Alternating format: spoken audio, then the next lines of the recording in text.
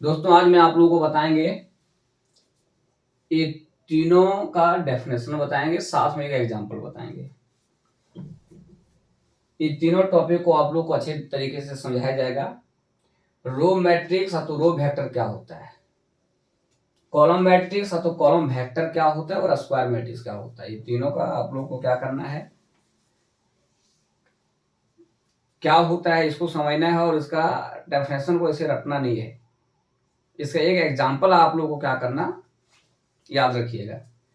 तो row matrix किसे कहते हैं, तो रो मैट्रिक्स का डेफिनेशन क्या है, एक ऐसा मैट्रिक्स जिसमें रो की संख्या एक हो। आपको कॉलम से मतलब नहीं है, कॉलम एक भी रह सकता है, एक से अधिक भी रह सकता है, उससे आपको मतलब नहीं है। बस मतलब किससे रखना है, रो से। आप एक ऐसे मैट्रिक्स का एग्जांपल लिखना है जिसमें रो की संख्या आपको एक लिखना है, कॉलम कुछ भी रहेगा चलेगा, उसको रो मैट्रिक्स कहते हैं। फिर से समझिए, रो मैट्रिक्स किसे बोला जाता है, एक ऐसा मैट्रिक्स जिसमें रो की संख्या सिर्फ और सिर्फ एक हो, उसको रो मैट्रिक्स या तो रो वेक्टर बोलते हैं। एग्जांपल देखिए, जैसे इसमें देखा जाए रो की संख्या एक है, कॉलम भी एक है, कॉलम से आपको मतलब है नहीं। दूसरा एग्जांपल, इसमें देखिए रो की संख्या आपका एक है, कॉलम एक दो तीन है, तो इस प्रकार के मैट्रिक्स को बोला जाता है रो मैट्रिक्स। क्या बोला जाता है दोस्त, इसे बोला जाता है रो मैट्रिक्स। चलिए आता हूं कॉलम मैट्रिक्स तो कॉलम वेक्टर पे। तो कॉलम वेक्टर तो कॉलम मैट्रिक्स किसे कहते हैं, एक ऐसा मैट्रिक्स जिसमें आपका कॉलम की संख्या एक हो। रो मैट्रिक्स में रो की संख्या एक होता है और कॉलम मैट्रिक्स में कॉलम की संख्या आपको कितना होना चाहिए, एक होना चाहिए। उसे बोला जाता है कॉलम मैट्रिक्स तो कॉलम वेक्टर।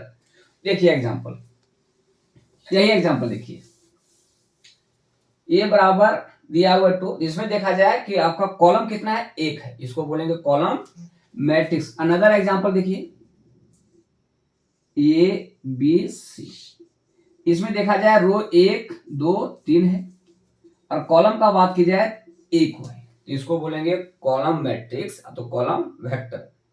रो मैट्रिक्स में एक रो एक होना चाहिए, कॉलम मैट्रिक्स में कॉलम की संख्या एक होना चाहिए। रो मैट्रिक्स में कॉलम से मुझे मतलब नहीं है और कॉलम मैट्रिक्स में रो से मुझे मतलब नहीं है। चलिए अब आता हूं स्क्वायर मैट्रिक्स पे। स्क्वायर मैट्रिक्स किसे कहते हैं, यदि रो और कॉलम की संख्या बराबर हो जाए, यदि रो और कॉलम की संख्या आपस में क्या हो जाए, बराबर हो जाए, उसे बोला जाता है स्क्वायर मैट्रिक्स। यदि रो और कॉलम की संख्या आपस में क्या हो जाए, बराबर हो जाए, उसे बोला जाता है स्क्वायर मैट्रिक्स। देखो यार यहां पे इसमें देखा जाए रो की संख्या भी एक है, कॉलम की संख्या भी क्या है, एक है, इसे बोलेंगे स्क्वायर मैट्रिक्स। रो और कॉलम बराबर है, ए बी एक्स वाई।